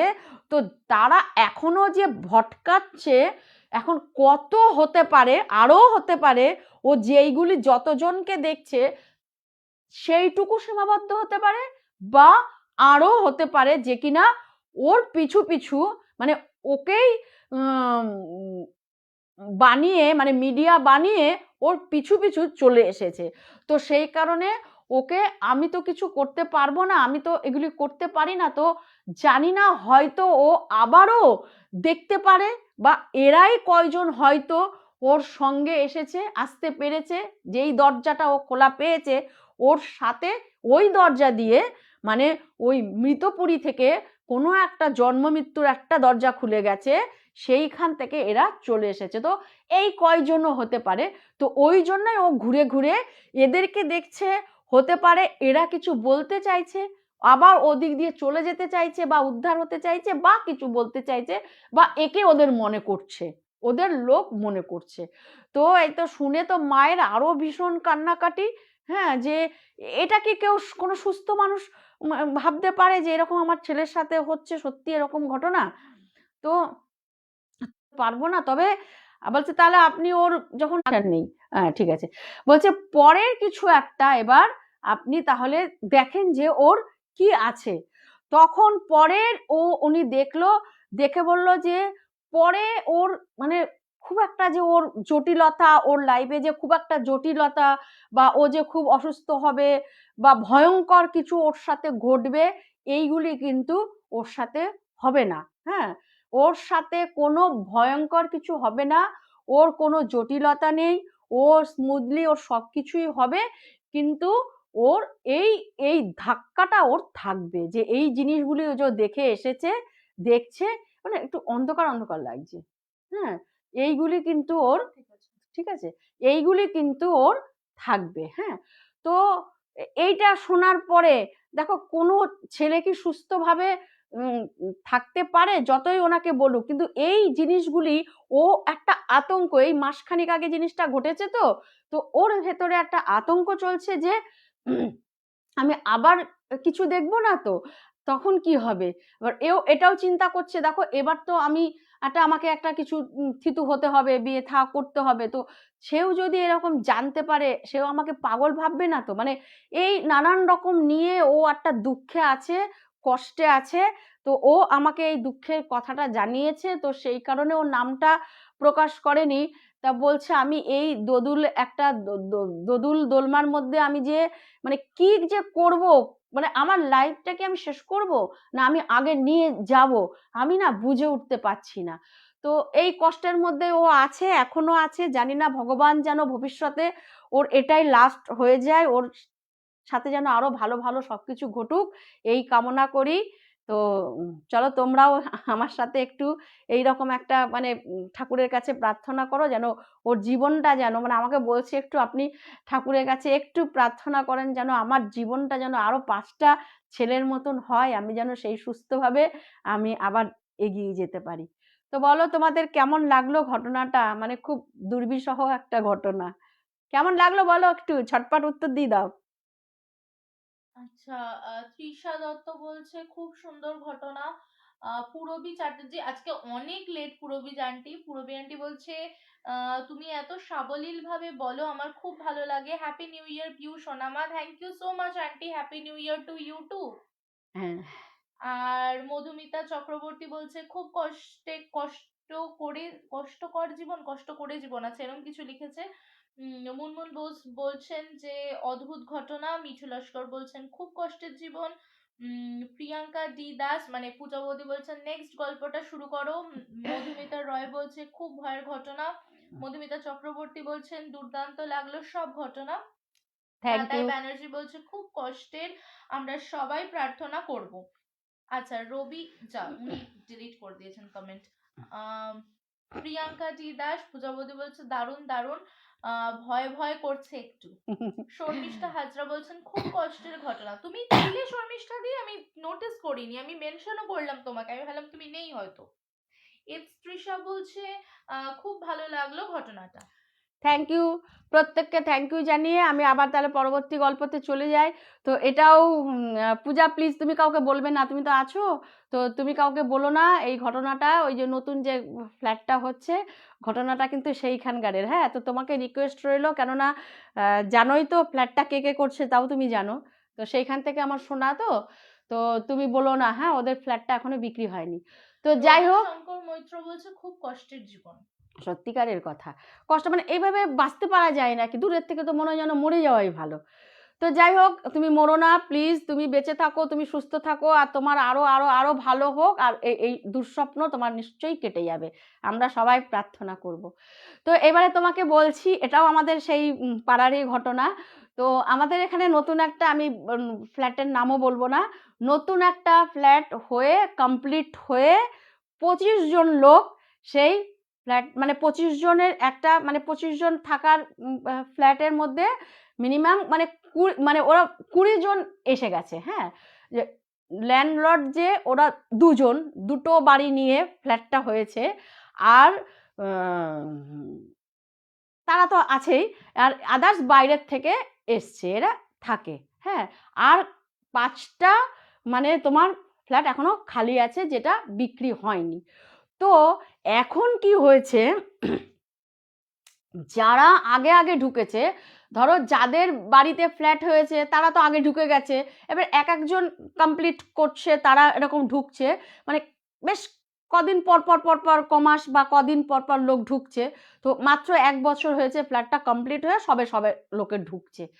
তো এখন যারা 5তলাতে আছে তারা না হঠাৎ রাত্রির বেলা বেশ প্রত্যেকে কিন্তু একই সময় শুনছে, রাত্রির ঠিক যখন 1:30 বাজছে, রাত্রির ঠিক যখন 1:30 বাজছে, তো সেই সময় ছাদের মধ্যে মানে কেউ হাঁটছে, চলছে, খেলছে, দৌড়াচ্ছে, যেরকম দেখো ছাদে হাঁটলে, চললে, খেললে, দৌড়ালে যেই রকম একটা আওয়াজ হয়, তো ওই রকম আওয়াজ হচ্ছে ওই ছাদে। হ্যাঁ, তো যখন ওই রকম আওয়াজ হচ্ছে, তো যারা মানে 4তলায় ছিল, মানে টপ ফ্লোরে যারা ছিল, তো তারা তখন কি করেছে, মানে ভাবছে কি যে রাত্রির বেলা যে 5তলা মানে টপ ফ্লোরে আছে যারা ছিল, তারা ভাবছে যে রাত্রির বেলা ছাদে কে। হ্যাঁ, তো যাই হোক, প্রথম দিনটা ওরা না বুঝতে পারেনি। হ্যাঁ, প্রথম দিনটা বুঝতে পারেনি যে রাতের বেলা ওই রকম ছাদের মধ্যে কেউ হাঁটাচলা করছে, দৌড়াদৌড়ি করছে। 3তলায় যারা, মানে এইভাবে তো ফাঁকা গ্যাপ রেখে বিক্রি হয়েছে, তো বলছে 3তলাও যারা নাকি বলে রয়েছে, তো তারাও নাকি বলে পায়ের আওয়াজ পাচ্ছে, ঠিক 1:30টার সময় ওরাও নাকি বলে পায়ের আওয়াজ পাচ্ছে, হাঁটাচলা করছে, দৌড়াদৌড়ি করছে। হ্যাঁ, তো ওরাও সেই সময়টা যে আবার বাবা রাত্রেবেলা কে এরকম করছে, যাই হোক ওরাও ঘুমিয়ে পড়েছে। তো এভাবে যতগুলি এখনো অবধি লোক এসেছে, তো প্রত্যেকটা মানুষ শুনতে পাচ্ছে হাঁটার আওয়াজ, চলাফেরার আওয়াজ। তো এবার বলো যে প্রত্যেকটা মানুষ কি করে শুনতে পায়? ছাদে যদি কেউ হাঁটে, তো ছাদে হাঁটতে পারে। তো ধরো কারো 3তলায় সে রয়েছে, 4তলায় তো অন্য বর্ডাররা রয়েছে। হ্যাঁ, তো তারা 1:30টার সময় হাঁটবে, ধরো হাঁটলো, তো কি করে এই ঘটনাটা ঘটে যে 1:30টার সময় ছাদে লোক হাঁটছে, 1:30টার সময় 3তলায় কেউ হাঁটছে, যারা মানে একদম গ্রাউন্ডে রয়েছে তারাও আওয়াজ পেয়েছে 1:30টার সময়? কি করে সম্ভব? যদি ধরো তাদের ওপরের মাথায় মানে ফ্ল্যাটে কেউ নেই, তো নেই, আর যদি কেউ থেকে থাকে তারা কি ওই গুনে গুনে 1:30টার সময়তেই হাঁটাচলা করবে? তো সেই ফার্স্ট দিন কেউ আর এটা নিয়ে কথা বলেনি। কি হতে পারে কেউ রাতে ছাদে গেছে, বা একতলার লোক ভাবছে দোতলার লোক হেঁটেছে, দোতলার লোক ভাবছে 3তলার লোক হেঁটেছে, এইরকম একটা ওদের মধ্যে কেউ আর এই কথা নিয়ে আলোচনা করেনি। ভালো কথা। এইবার পরের দিন একই রকম ঘটনা, একদম সেম একই রকম ঘটনা হয়েছে। তো যখন পরের দিনও একই রকম ঘটনা হয়েছে, তো এবার ওরা আলোচনা করছে একজন ফ্যামিলি আর একজন ফ্যামিলির সাথে, যে 1:30টার সময় কি কি জিনিস এরকম ঘটেছে। তো যখন একজন আর একজনকে বলছে, আর একজনকে বলছে, তখন বলছে সম্ভব কি করে, ছাদে তালা দেওয়া। এখন একজন বলছে দেখো তোমার ওপরে তো আমরা আছি, আমাদের ওপরে কেউ নেই, কিন্তু আমাদের ওপরে যখন কেউ নেই, ওটা তো তখন প্রমোটারের আন্ডারে রয়েছে তার চাবি। যখন প্রমোটারের আন্ডারে চাবি থাকে, তো সেই সময় ওই ফাঁকা ঘরে 1:30টার সময় কে হাঁটতে যাবে? বলছে ও আমাদের উপরে কেউ নেই। না, না কেউ নেই। তো ঠিক আছে, সেই সময়টাও না হয় ওরা চুপচাপ হয়ে গেল। ওদের ভেতরে সেই মানে এতটা পরিমাণে গুঞ্জন বা ভয় ওঠেনি যে মানে মানে বলবার মতন এইরকম। এবারে কি হলো, এবারে দেখছে দেখো মানে ছাদে তো আওয়াজ হলো, ওর আর প্রত্যেকটা জিনিস ঘটছে কিন্তু 1:30টা। প্রত্যেকটা জিনিস ঘটে যাচ্ছে রাত্রি 1:30টায়। এবারে হয়েছে যে সিঁড়ি থেকে মানে কেউ দৌড়ে মানে ওই এই পাশের রুম থেকে বেরিয়ে সিঁড়ি থেকে উঠে দাদার করে উপরে চলে গেল। ওপরের লোক দেখছে মানে শুনতে পাচ্ছে কেউ ধাপধাপ ধাপধাপ করে নিচে আসছে, নিচের লোক শুনছে কেউ ধাপধাপ ধাপধাপ করে ওপর যাচ্ছে। তো এইবারে তো প্রত্যেকের প্রচন্ড পরিমাণে ভয় লেগে গেছে, মানে এতটা ভয় লেগে গেছে। এবার ওরা বলছে যে সবাই এক জায়গা হয়ে গেছে যে নিশ্চয়ই কিছু আছে, আমরা কিন্তু ফ্ল্যাটে থাকতে পারছি না। তো আমরা ফ্ল্যাটে থাকতে পারছি না, এই কি হবে এখন? তখন বলছে যে এবারে ওদের মিটিং ছিল, এই 4-5 দিন আগে একটা মিটিং ছিল। তো সেই তার আগে কি করেছে, ছাদের মধ্যে ওরা কি করেছে যে তাহলে আমরা আমাদের তালা দিয়ে যে কোনো মানে এমন একটা লোকের কাছে রাখবো যে সেই তালার চাবি তার কাছেই থাকবে। হ্যাঁ, তো ওই রকম একটা লোকের কাছে যখন চাবিটা রেখেছে, তো বলছে মানে পরের দিন সকালবেলা মানে বলছে আমাদের পুরো গায়ে কাটা দিচ্ছে, তালাটা খোলা।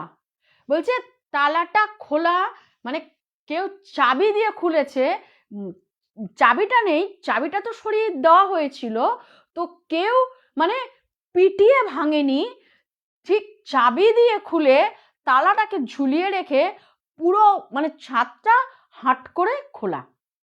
তখন তো পুরো একদম মানে চারিদিকে এরকম আওয়াজ হয়ে গেছে যে কেন হলো এরকম, কি করে হলো? এবার তো মানে ভয় পেয়ে গেছে প্রচন্ড পরিমাণে, প্রচন্ড ভয় পেয়ে গেছে যে না আর মানে এবার ইয়ে করতে হবে, আমরা তাহলে তো থাকতে পারছি না। তো এখন আশেপাশের কেউ নাকি বলে, ওরা নাকি বলে দেখেছে, মানে এটা তো মানে পাড়ার মধ্যে ফ্ল্যাটটা হয়েছে, এপাশে বাড়ি এপাশে বাড়ি চারিদিকেই বাড়ি রয়েছে। তো ওদের আশেপাশের বাড়ির লোকও নাকি বলে রাত্রির বেলা ছাদে নাকি বলে কাউকে হাঁটতে দেখে। বলছে আমরা তো মানে ধরো যদি ওই 1:30টা না মানে 1:30টাতেই যে দেখছি তা না, বলছে যে আমরা তো রাত্রের বেলা দেখি ছাদের মধ্যে কেউ হাঁটে। আমরা আবার ভাবি এই ঠান্ডার মধ্যে, গরমের দিন হলে না হলে ভাবতাম যে ফ্ল্যাটের কেউ হাঁটছে, তো রাত্রির বেলা এই ঠান্ডার মধ্যে কে হাঁটছে? হ্যাঁ, তো সেইটা মনে করে না এবারে পাশের লোকও না এরকম ইয়ার্কি টিয়ার্কি মারছে যে যাদের আমরা কি যাদের জায়গাতে হয়েছে, তো ওই ওদের একজন মানে মা মারা গেছে, তো ওরা মানে ইয়ার্কি মারছে যে দেখ এরকম উনি হাঁটছে নাকি এই সেই। তো যাই হোক, এখন ওদের কিন্তু এই জিনিসটা চলছে, ওদের কিন্তু এই জিনিসটা এখনো চলছে। ওরা প্রচন্ড পরিমাণে ভয়, মানে ওরা ছাদে তো যেতেই পারছে না, ঘরেও ওরা ভয় পাচ্ছে। তো এই 4-5 দিন আগে একটা মিটিং ছিল, যখন মানে ওই প্রমোটাররা সবাই গেছে আর কি কমিটি গঠন করবার জন্যে, তো তখন সবাই বলছে যে আমরা এই রকম একটা অনুভূতি পাচ্ছি, এরকম এরকম হচ্ছে। বলছে এ বাবা কি আপনি এরকম বলবেন না, দেখেন আমাদের তো এখনো ফ্ল্যাটটা আরও 5টা রুম রয়েছে, আমাদের তো বিক্রি করতে হবে, আপনারা নিশ্চয়ই ভুল কিছু একটা শুনছেন। বলছে ভুল কি করে, একদম একতলা থেকে নিয়ে 5তলার লোক শুনবে। প্রত্যেকটা ফ্যামিলি, আমরা এই যে 20টা ফ্যামিলি এসেছি, আমরা 20টা ফ্যামিলি কিছু অনুভব করছি যে এমনি দেখিনি কিছু, কিন্তু পায়ের আওয়াজ ছুটে যাচ্ছে, আওয়াজ হচ্ছে, এইগুলি বুঝতে পারছি। বন্ধ দরজার ভেতর থেকে কি করে হয়, আপনারা তো চাবি নিয়ে গেছেন, সেই ঘরটার মধ্যে আওয়াজ হচ্ছে, ছাদের মধ্যে আওয়াজ হচ্ছে, এরকম তালা খোলা এরকম দেখতে পাচ্ছি। তো বলছে দেখো তোমরা এরকম বলো না, তো তোমরা আরো কিছুদিন দেখো, আর দেখো তোমরা দেখো কি হচ্ছে, দেখো রাত্রির বেলা হয়তো হনুমান লাফ দিয়ে পড়ছে। বলছে হনুমান না হয় ছাদের মধ্যে লাফ দিয়ে পড়ছে, তো হনুমান তো আর নিশ্চয়ই কারোর ঘরের মধ্যে ঢুকে যাবে না। তো এটা কি হচ্ছে এবার দেখো আমি কি করে বলবো, আমাদের তো এখানে জায়গা পেয়েছি, ফ্ল্যাট করেছি, আমাদের তো এটা কিছু বলার নেই।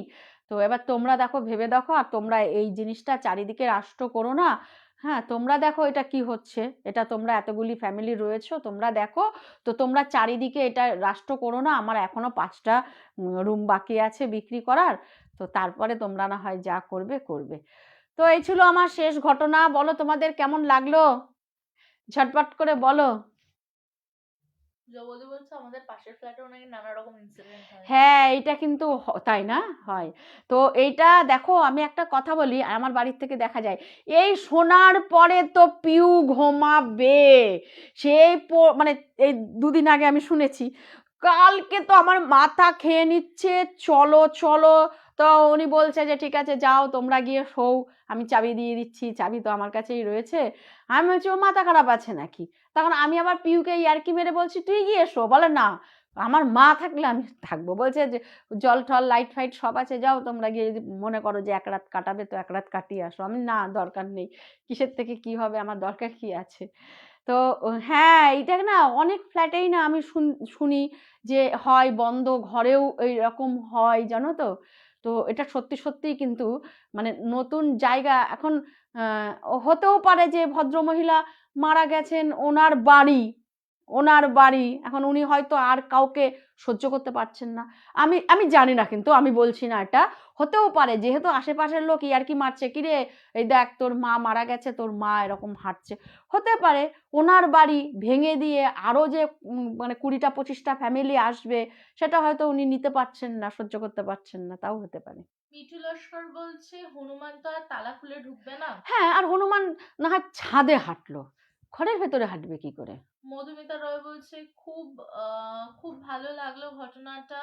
রবিশঙ্কর মৈত্র বলছে খুব ভালো লাগলো। মধুমিতা চক্রবর্তী বলছে দারুণ লাগলো। শর্মিষ্ঠা হাজরা বলছে দারুণ লাগলো। দাদাই ব্যানার্জি দুর্দান্ত, দারুণ ঘটনা। মধুমিতা চক্রবর্তী বাবারে পিউ খুব সাহস। হ্যাঁ, আমার 2 দিন ধরে মাথা খারাপ করে, তুমি চলো শুধু 2টো বালিশ নাও, কম্বল নাও, তুমি চলো করেই যাচ্ছে। তৃষা দত্ত বলছে বন্ধ ঘরে নেগেটিভ এনার্জি জন্মে যায়। পূরবী চ্যাটার্জি বলছে দারুণ লাগলো। মিঠু লস্কর বলছে খুব ভালো লাগলো প্রত্যেকটি ঘটনা। রুনা মায়ের মুখের গল্প শুনতে আমার খুব ভালো লাগে। আমি তো মা তোমাদের সর্বজননী। সবটা ছবির মতো ভাসে। তৃষা বলছে দারুণ ঘটনা। মধুমিতা চক্রবর্তী বলছে বন্ধ ঘরে আমার বেশি ভয় লাগে। আমারও তাই। আচ্ছা, আমার ঘরের মধ্যে ভয় লাগে, আমার রাস্তায় ভয় লাগে না। তৃষা দত্ত বলছে চলো পিউ আমরা যাই। হ্যাঁ আমরা চলো একটা রাত ওখানে হ্যাঁ, ওই কালকে থেকে মাথা করবো এক্সপ্লোর। কালকের থেকে আমার মাথা খেয়ে নিচ্ছে, জানো তো, চলো চলো করেই যাচ্ছে। এবারে বলছি যে কি দরকার আছে আমাদের ওই গিয়ে ঠান্ডার মধ্যে গিয়ে দাঁত ছিটকিয়ে পড়ে থাকবে ঘরের মধ্যে। ঠিক আছে, টাটা, বাই বাই, গুড। আসছো জিজ্ঞেস করো। আচ্ছা, কে কে পিকনিকে আসছো, সবার সাথে দেখা করার আমার খুব ইচ্ছে। আর তো বেশি সময় নেই, আজকে অলরেডি 9 তারিখ। এই প্রত্যেকটা ভালোবাসার মানুষকে চোখের সামনে দেখতে পাবো, আরো আরো করে বেশি বেশি করে ভালোবাসা দিতে পারবো। ও ভুবন মোহিনীদি বলছে আমিও যাব। সবাই এসো, প্রত্যেককে দেখার জন্য না আমার ভেতরটা একটু ছটফট করছে। সবার সাথে দেখা হবে, গল্প হবে, আড্ডা হবে। অমৃতা তো যাচ্ছেই ওর ময়ূরে চড়ে। ময়ূরে চড়ে অমৃতা তো আসছেই। ও আচ্ছা আচ্ছা আচ্ছা, পিকনিকে নয়। আচ্ছা, ভুবন মোহিনীদি বলছে আমিও যাব ফ্ল্যাটটাতে। হ্যাঁ, তাহলে ওই পিউ আমার মাথা খেয়ে নিচ্ছে গো, আরেকজন এসে জোটো তাহলে। রবিশঙ্কর মৈত্র বলছে আমি আসছি, দেখা হবে পিকনিকে। হ্যাঁ, আসুন, সবাই আসুন, খুব মজা হবে। ঠিক আছে, টাটা, এখানে শেষ করলাম, গুড নাইট। নেক্সট আবার অনেক অনেক গল্প নিয়ে এসে হাজির হব, আর ঠিক এতটাই ভালোবাসা দিয়ে দেবেন সবাই আমাকে। হ্যাঁ, thank you, tata, good night.